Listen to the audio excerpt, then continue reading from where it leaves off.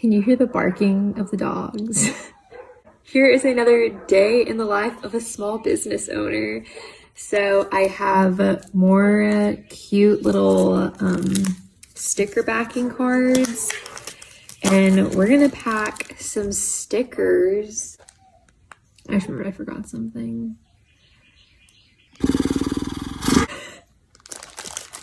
I made like these cute little new square labels instead of the rectangular ones.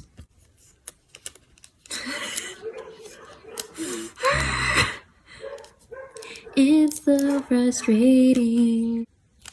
I make that face only because like I wanted it to be like the exact size, and tis a little bit bigger, but whatever.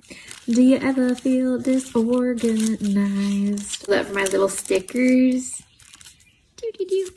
It sits so nicely. It's like it's not like a ton of extra space now. Voila.